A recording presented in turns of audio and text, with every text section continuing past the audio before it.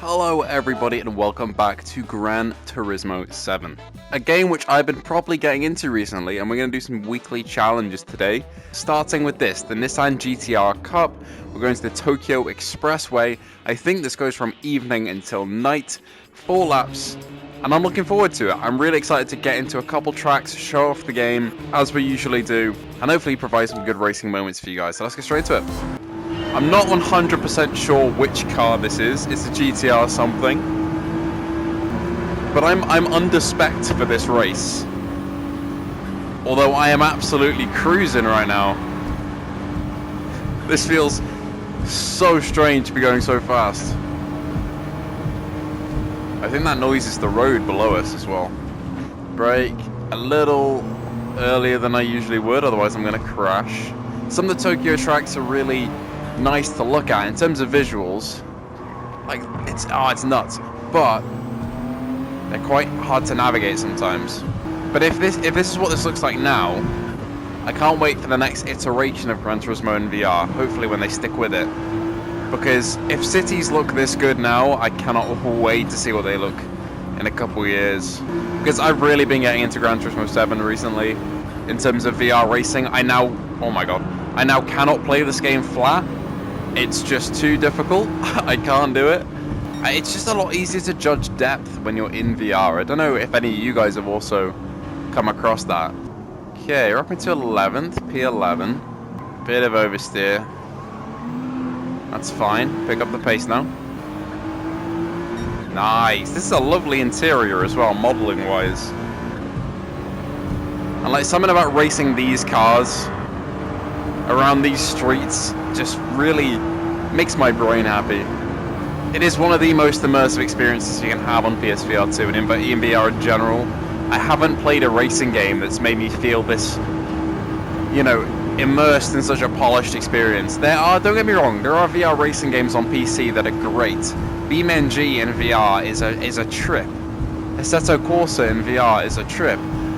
But they don't feel as smooth and polished on, like, oh my god, I'm going to go flying into this. They don't feel as smooth and polished as GT7 because it's not really tailor-made for the build that, you know, I have, which is a medium budget PC, not a high budget PC. So this is such a budget compared to the other options and polished VR racing experience that you just can't really get anywhere else. And as we go through the race, the sun will set, and my headlights will come on, and the city will look even better. I think this game looks the worst in broad daylight. I'm not saying it looks bad, because it doesn't, but the best conditions for this game are definitely in like twilight and evening, and at dawn and at dusk. Phenomenal. Like this sort of lighting that's coming in now, that's the sort of lighting where, man, it's really impressive. Just sit back, taking the whole view of the car here. 2 laps to go. Peak 6 I would be happy with in a normal online race, because I'm not very good at this game, but since we're not online, we can do better than that. I reckon we can blitz past these guys. Oh, this is high speed! Oh my god! Right, straight up to P3. Right, now slam on those brakes. I see him. They're a speck in the distance. If I can see him, I can get to him. Now the stars are like properly out. Bloody hell. Oh my god, look at the reflection of the dashboard. I've just pointed with my real hand to show you, but obviously you can't see it. The dashboard reflecting here. When those yellow lights from the street lights come up. Oh no, I'm going to be squeezed here. The door is closing. Okay. The door's back open. I haven't braked enough. I should not be going into this in third. Oh, I did not make contact with the barrier. Okay. We might be alright. These lights are on now. We can get it. Alright, let's leave them behind. Let's go. Nice. Might be one of my favorite tracks in the game, this one. Just for pure visuals with the bridges and everything. The people watching up there, that's so cool. Here we go. Hey, P1, lovely stuff. That was a really fun race. Let's go on to the next one. I'm fairly sure I've never driven this. Okay, yeah, this is going to be an absolute blitz, I think. However, that's okay, because I've never driven this car before, and I want to get a feel for it. It is huge, the interior here, especially this middle part. I think my biggest threat here is overcooking it into some corners. I mean, I'm technically under the recommended level, but this car is just significantly more in the brake horsepower department. So I can afford to kind of be pushy. This is a lovely little drive in this though. What is this thing on my dash with the like musical signature signed into it? I don't know.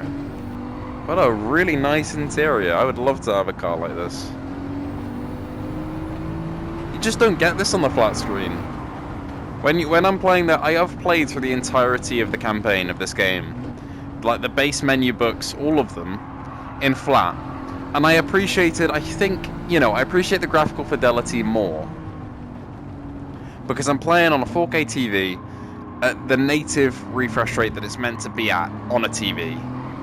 And everything looks sharper than it does in the headset, of course. What a lovely car this is. I've just crashed into it while looking at it. Oops. But yeah, everything looks sharper. And the resolution is higher. But in VR, you can properly have a look around each of the interiors. And it's even better when you're in the showroom, but even while you're in a race, you can just admire everything in 3D space around you. You get a sense of depth that you don't get on the flat screen. Also, I did just say the game looks worse at, like, not worse, but it looks the least visually appealing at, like, proper midday, sunny.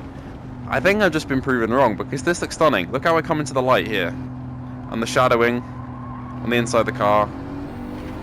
And just the nice skybox. I might have just proven myself wrong. Alright, let's bring it home. Nice. I do want to try out a car that I got. I think it was out of a roulette token that is something incredibly strange. So we're going to jump into Race of Turbo Sports Cars and see how we do. Look at it. It looks like the Batmobile. I was about to say, I don't know if it has an interior view, but clearly it does. Oh my god, it's got a whole, like, sunroof. Okay, it feels weird to drive. I haven't actually driven this one yet, so I don't know how this handles, what it grips like. Don't know what this little exhaust on my left is for. No clue its backstory of where it was made or why. But it seems to be quite fast, and also has a really nice view, so I'm not going to complain. I'm just going to race it. Wow, that's a beautiful sunset or rise. I think set, but I'm not sure. Could be a sunrise. You never know. Alright, look at that helicopter. Bloody hell. We're also, it's not, okay, it is quite low down actually. I was about to say, it doesn't feel that low down, but it is. Alright, you really feel elevation a lot more in VR as well. Like going up this hill here, I feel the slope so much more than I would on the flat, you know? And I adjust my head like up and down just naturally to try and cope with it. You know, to adjust with my car. Same with turning. It's weird how you adapt to it even though it isn't real. This thing also has no wing mirrors, which I'm not really that big of a fan of, but it's okay. I do wish we had less rolling starts in the campaign. I think for future videos I'm going to do some of my own races where we have grid starts rather than rolling starts, because it kind of sets up that artificial boundary, that artificial challenge. Because these cars are already quite far ahead of you and it's your job to catch up. Whereas on a grid, if you mess up your start, it's your fault, but you're on even level, even ground with everybody else. To an extent. A lot more than you are with a rolling start anyway. There goes the helicopter again. Man, that is weird. If we get P2 or P1, and then I'm a happy man. Alright, go on, pass, pass, pass. Alright, final target now. Really down to the last lap. God, they are quick though. Yeah, they're getting away, maybe I won't. Gonna have to outbrake him.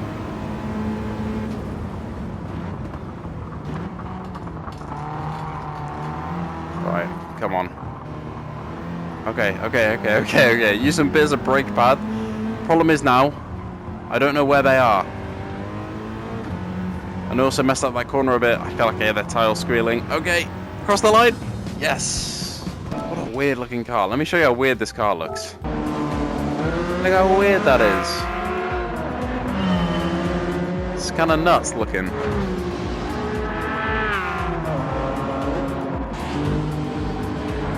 The VR replay is such a cool feature. If you haven't used it, you should.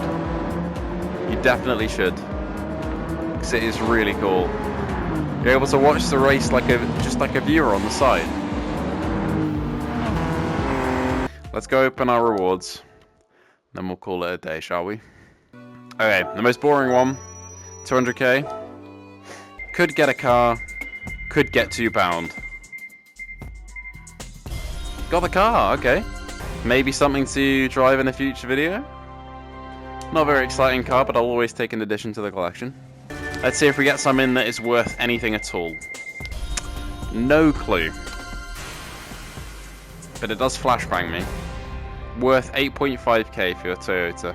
Wonderful. And with that disappointment, it is time to end. Thank you very much for watching. If you did enjoy, feel free to like and subscribe, and I hope to see you all in the next video.